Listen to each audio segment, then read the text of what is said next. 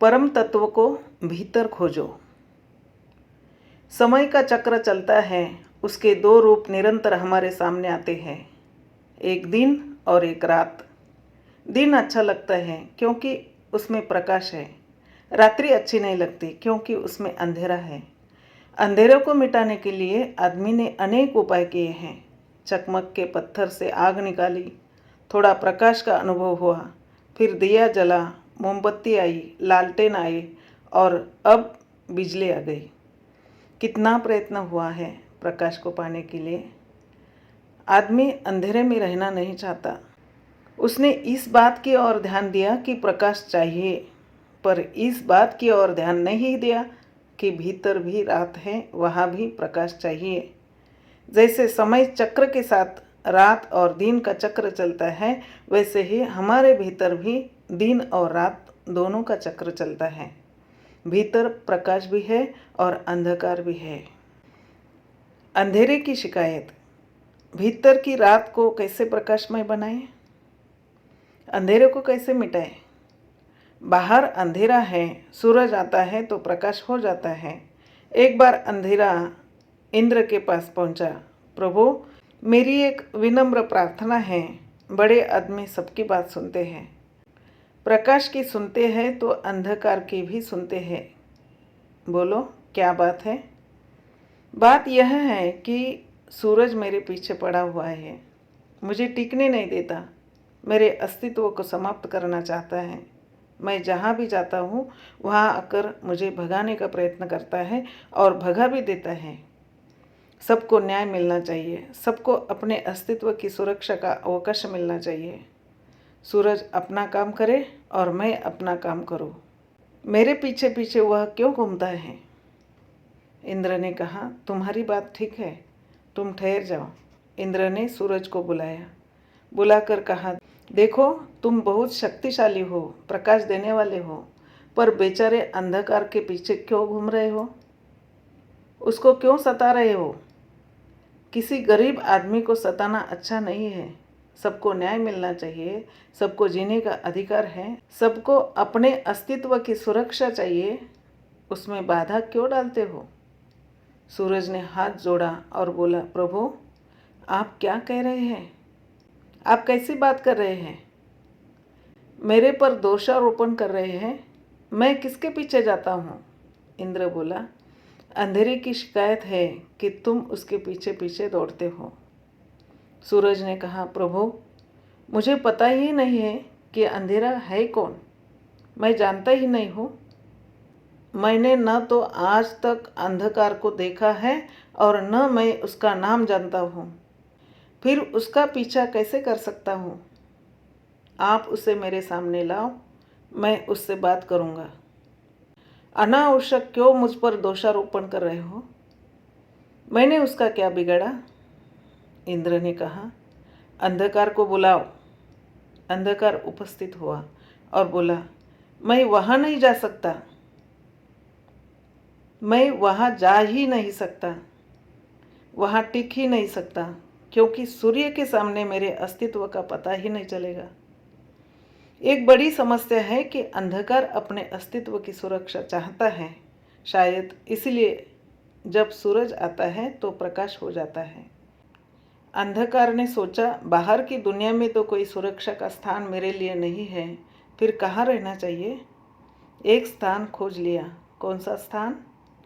आदमी के भीतर का स्थान खोज लिया, क्योंकि वह सुरक्षित स्थान है। सूरज भी कुछ बिगाड़ नहीं पाएगा।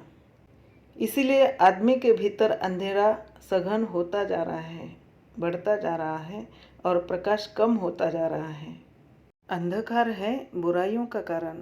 भीतर बहुत अंधेरा बढ़ गया। उस अंधेरे का ही प्रभाव है कि हिंसा चलती है, झूठ चलता है, अन्याय चलता है, छीना झपटी चलती है, एक दूसरे के अधिकारों में हस्तक्षेप चलता है और सत्व का हरण किया जाता है।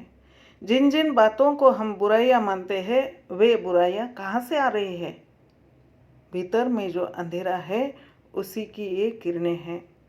अंधकार की रश्मियाँ बाहर आती हैं, तब आदमी को अंधकारमय बना देती है। दृष्टि अंधकारमय बन जाती है, उसे कुछ पता ही नहीं लगता।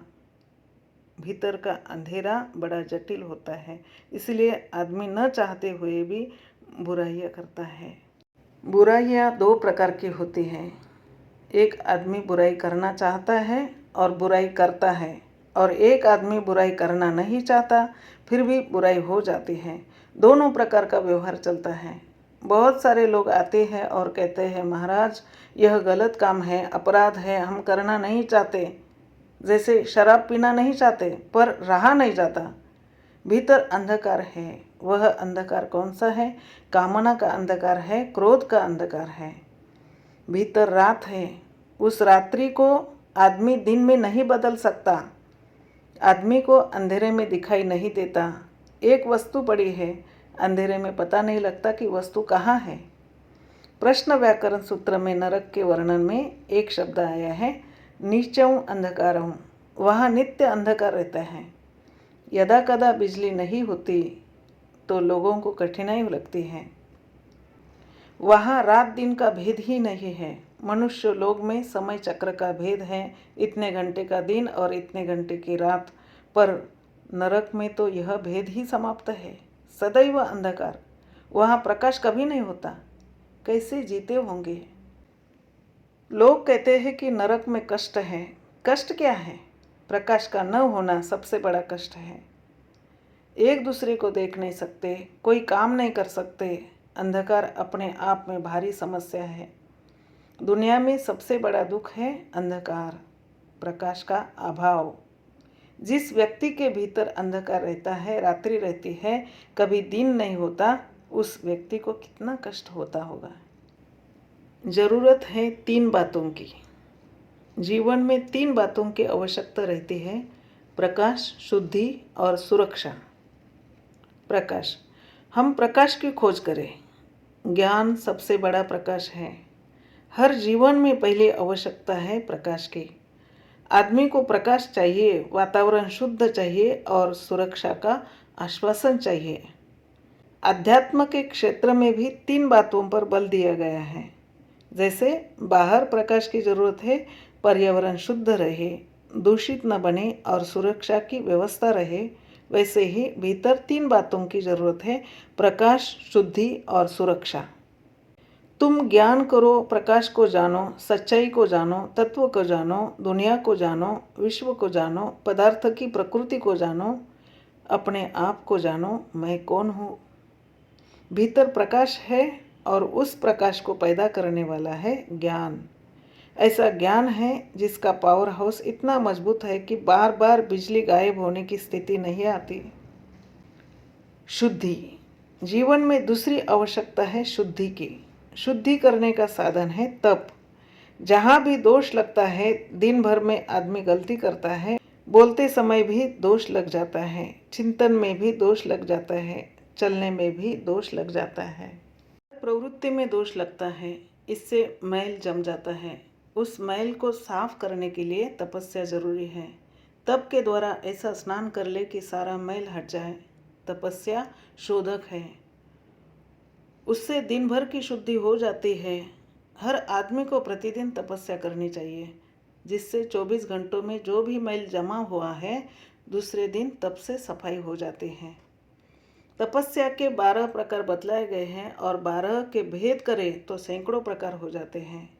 केवल न खाना ही तप नहीं है, और भी बहुत भेद हो सकते हैं। तपस्या से शुद्धि हो जाती है। साध्वी सोहन कुमारी जी लाडनू की थी। उन्होंने कहा, अब शरीर काम कम दे रहा है, अनशन करना चाहती हूँ। हमने कहा, अभी अनशन नहीं, संलेखना शुरू कर दो। संलेखना अनशन की पूर्व भूमिका है। उन्होंने तपस्या शुरू कर दी, पर अकस्मात ऐसी स्थिति बनी कि शुद्धि का वेग बढ़ गया। एक ही दिन में सारी बातें समाप्त हो गई। 24 विहार अनशन कर समाधि मरण का वरण कर लिया। जब शोधन हो जाता है तो ऐसी स्थिति घटित हो जाती है। समाधि मरण की तैयारी सबको करनी चाहिए। मृत्यु तो सबको आने वाली है, सबको मरना है, पर योजना के साथ मृत्यु का वरण करे वह आदमी बड़ा होता है, शोधक होता है। मरने की भी योजना बनाना है। बहुत लोग कारखाने की योजना बनाते हैं। इवेंट के ज़माने में न जाने कितनी योजनाएं, कितने प्रोजेक्ट चलते हैं। पर मरने का प्रोजेक्ट कोई बनाए, मरने की योजना बनाए, यह बिल्कुल नई बात है। वह नई बात भगवान महावीर के द्वारा प्राप्त हुई है। उन्होंने कहा था कि मरने की योजना बनाओ। कब बनाओ? मरने से 12 वर्ष पहले। संलेखना का समय 12 वर्ष का है। सम्यक योजना बना लो कि मुझे कैसे जीवन का समापन करना है, कैसे शरीर का विसर्जन करना है, उसके पहले मुझे क्या क्या करना है। जब शुद्धि होती है तब संलेखना होती है, अथवा हम यह भी कह सकते हैं कि जब तपस्या या संलेखना होती है तो शुद्धि का प्रकर्ष बढ़ जाता है। सुरक्षा। जीवन में तीसरी आवश्यकता है सुरक्षा की। भीतर की सुरक्षा कैसे हो? संयम है सुरक्षा करने वाला। जितना संयम उतनी सुरक्षा। संयम सबसे बड़ी सुरक्षा है। कोई खतरा ही पैदा नहीं होता। चीन के सम्राट का प्रधानमंत्री था चुआंगसे। सम्राट का मत भिन्न रहता था और प्रधानमंत्री का चिंतन भिन्न रहता था। एक दिन प्रधानमंत्री ने सोचा कि मतभेद में रहना अच्छा नहीं है।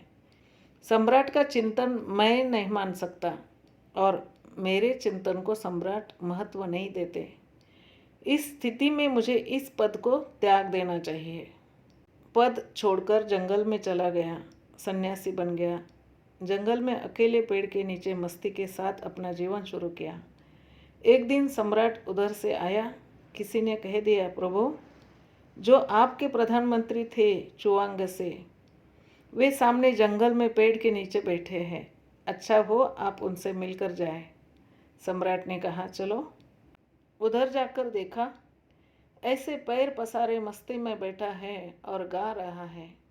सम्राट आ गए तो लोगों ने कहा, चुआंगसे, कभी तुम सम्राट के वजीर रहे हो, प्रधानमंत्री रहे हो। सम्राट आ गए, उनका सम्मान तो करो।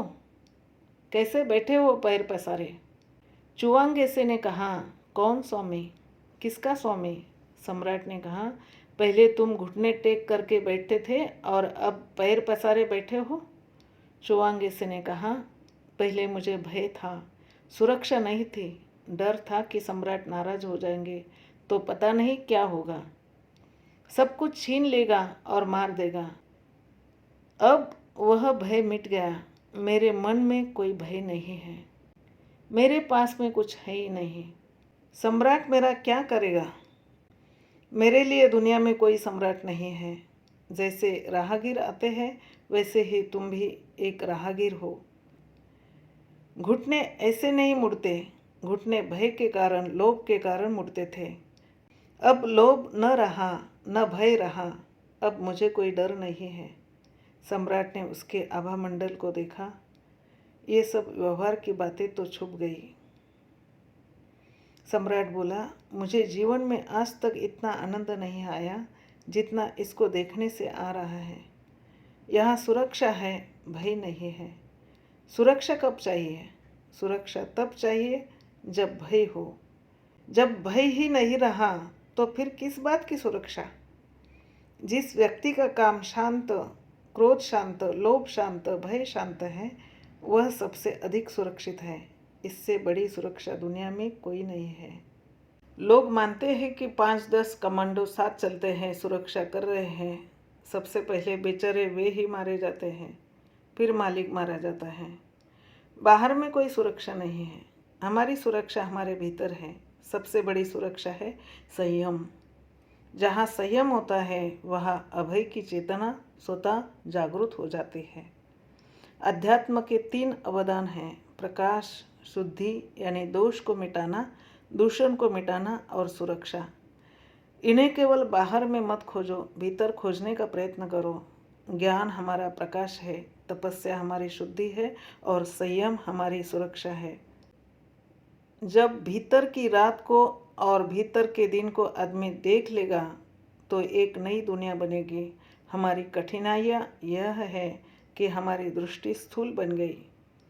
आँख की प्रकृति है कि वह बाहर को ही देखती है, केवल बाहर ही बाहर मत देखो। जिस दिन इस आँख को मूंद कर और उसकी रश्मियों को भीतर ले जाने की बागडोर हमारे हाथ में आ जाएगी तो सारी दुनिया बदल जाएगी। इसलिए हम इन 3 तत्वों को, जो परम तत्व है, उन्हें अपने भीतर खोजने का प्रयत्न करें। जय जय श्री राम।